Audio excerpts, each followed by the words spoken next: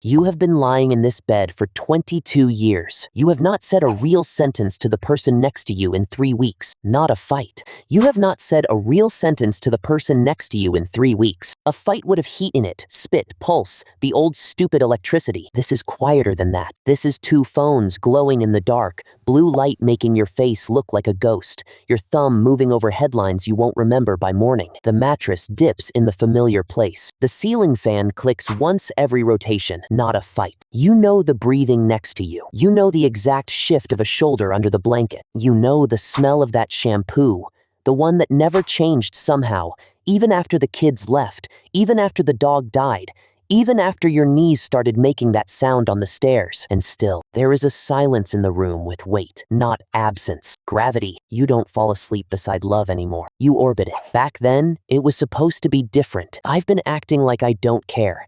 And that's not true. I get scared when we're quiet this long. Say it while looking at the blanket.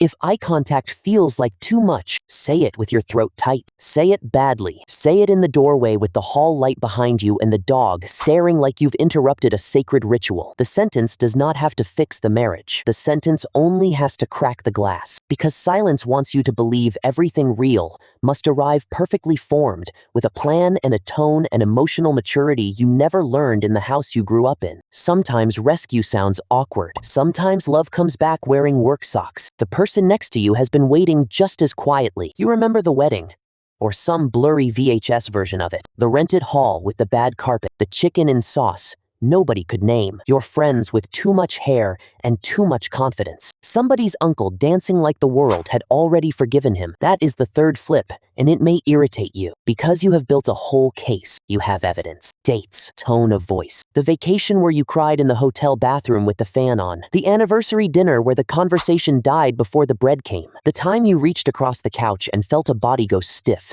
just slightly, just enough to teach you not to reach. All of that is real. And still, the person next to you may have a matching file. Not the same story, not the same wounds, but the same strange ache of being unseen by the one witness you thought you had secured for life. You may think you are sleeping beside indifference. You may be sleeping beside fear. Fear of doing it wrong. Fear of being blamed. Fear that the gap is too wide now. Fear that one honest sentence will open the basement door and everything stored down there will come flooding out, smelling like mildew and old holidays. You are not the only one listening to the dark. It was the 90s, or close enough that the 90s were still in the air. Everyone smelled like cigarette smoke and hairspray. The DJ had a stack of CDs. Your future looked like a new appliance. White, humming, paid for over time.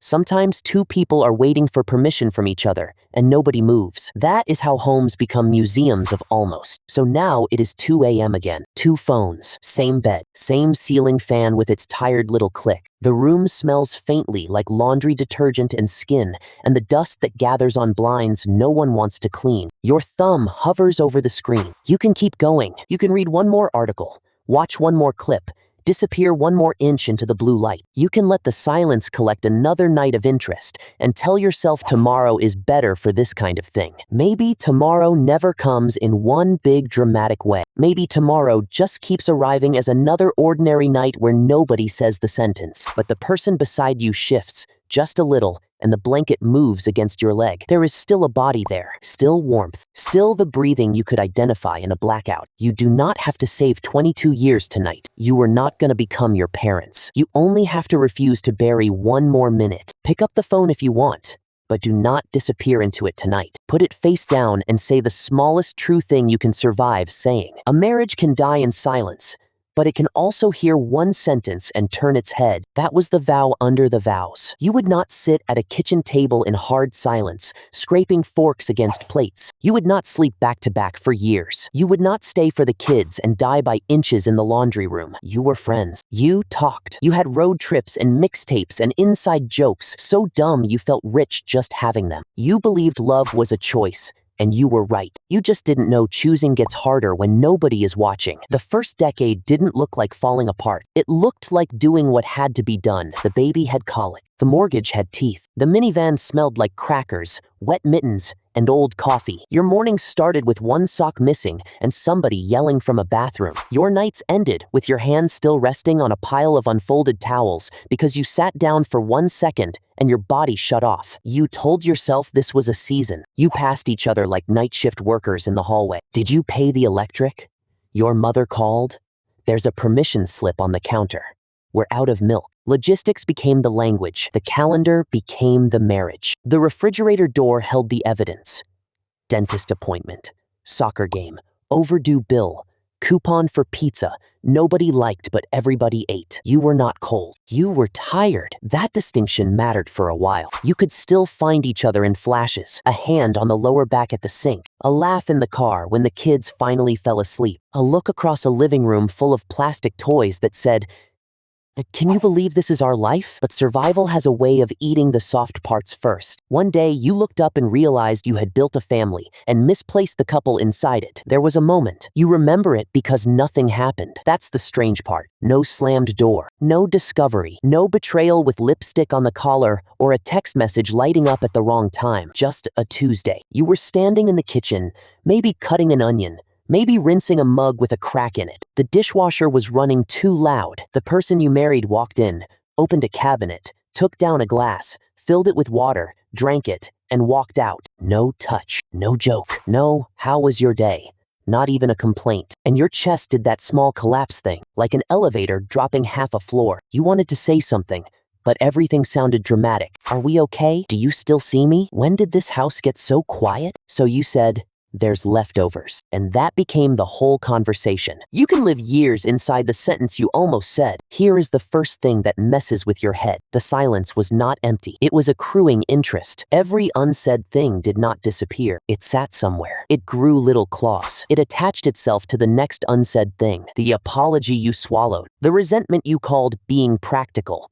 The loneliness you made fun of in your own head because, come on, you had a house, a job, a spouse, health insurance, a decent grill on the patio. What right did you have to be lonely? So the silence turned into a ledger. You stopped asking because you didn't want to seem needy. The person next to you stopped offering because your face had become hard to read. You both got very good at peacekeeping and very bad at peace. That is the trick. Quiet can look mature from the outside. No drama, no mess, no broken plates. Just two adults handling life. But inside, quiet can become a storage unit for grief, and monthly payments come due in the dark. The numbers don't make this feel better, but at least your private ache has a public address. Pew Research Center, 2023, in its reporting on marriage, divorce, and older adulthood, described the rise of divorce in later life as part of a larger shift in how long-term marriage is being re-examined after midlife. Susan L. Brown and I. Fenlin, 2012. The Journals of Gerontology Series B called it the Gray Divorce Revolution, and found that divorce rates among adults over 50 had roughly doubled between 1990 and 2010. That's your generation standing in the hallway with a suitcase. And then there's John M. Gottman. You've probably heard the name in some article you didn't finish while eating lunch at your desk. John M. Gottman and Robert W. Levinson, 1992. Journal of Personality and Social Psychology studied marital interaction and found that patterns of contempt, defensiveness, withmunders, criticism, and stonewalling could predict divorce with unsettling accuracy. The Gottman Institute later boiled repair down into something almost insulting in its simplicity. Around 35 minutes a week of real conversation, not scheduling, not weather, not "do you call the plumber?" 35 minutes. You spend more than that looking for a show to watch while you both pretend to relax. You can lose a marriage in daily fragments so small nobody thinks to pick them up. What does it cost you? Not the lawyer version, not the bank account, not who gets the house or the Christmas ornaments, or the framed photo where everybody wore denim for some reason. What does it cost to be lonely beside someone who knows your dental history? It costs you your softness. You start doing the thing where you rehearse conversations in the shower and win them. You say the perfect cutting line while shampoo runs into your eyes. You imagine being understood after years of not being asked. You get out, towel off, and say nothing. It costs you your nervous system. Your body starts scanning. Is tonight A safe night. Is the mood okay? Is that sigh about you? Is the cabinet closing too hard? The house becomes a weather station, and you are always reading pressure. It costs you your memory. The good years start to look fake because the current pain edits the past like a jealous producer. You look at old photos and wonder if you were happy or just younger, and the worst cost is this. You begin to believe this version of you is the real one. Irritable, unreachable. You call it aging, but maybe it is hunger with a mortgage. There was a second moment. This one, you don't tell anybody. You stopped trying because trying felt like failure. Not because you didn't care. That would be cleaner. You stopped because every attempt came out wrong. Can we talk? Sounded like a threat. I miss you. Sounded like accusation. I'm lonely. Sounded ridiculous when the person you meant was 12 inches away, scrolling with one hand under the blanket. So you made a private deal with yourself. No more reaching, no more being the one who brings it up. No more standing there emotionally naked while the microwave beeps and somebody says, "Can this wait?" You told yourself dignity meant silence. You got busy. You got useful. You became excellent at errands. You learned the preferred brand of vitamins. You fixed the loose handle. You remembered the birthday cards. You became a good roommate with legal history. And here is the part you don't know how to explain. A part of you was relieved because if you stopped trying, you stopped getting rejected. The heart can make a bunker out of disappointment and call it wisdom. Now the second flip. Gen X couples who learn to communicate in midlife report the deepest relational satisfaction of any demographic. Not because midlife is magical. Please, your back hurts when you sneeze wrong. Your friends are caring for parents and launching kids and pretending retirement math doesn't look like a crime scene. But because you finally know the stakes. You're not 26 trying to be impressive. You're not 34 buried under diapers and daycare. You're not performing marriage for Instagram with matching mugs and weekend getaways you put on a credit card. You are old enough to know avoidance is not peace. You are young enough to still change the room. Studies on marital quality over the life course keep circling one strange truth. Satisfaction can rise again after the heavy child-rearing years if connection is rebuilt instead of abandoned. Deborah Carr, Vicky A. Friedman, Jennifer C. Kornman, and Norbert Schwartz, 2014, Journal of Marriage and Family, found that later life, marital quality is strongly tied to everyday support, shared time, and emotional climate. That sounds clinical. Here's the barstool version. The marriage you thought was dying might be shedding an old skin. The opposite of divorce is not staying. The opposite of divorce is returning alive. So what do you do tonight? Not a summit meeting. Not "we need to talk," because those 4 words can make a grown adult soul leave the body. Not a 3-hour audit of every wound since 2004. While the dishwasher dries plastic cups badly in the background. 1 sentence. That's it. 1 true thing small enough to survive. I miss hearing your laugh in the kitchen. I don't know how to get back to you, but I want to.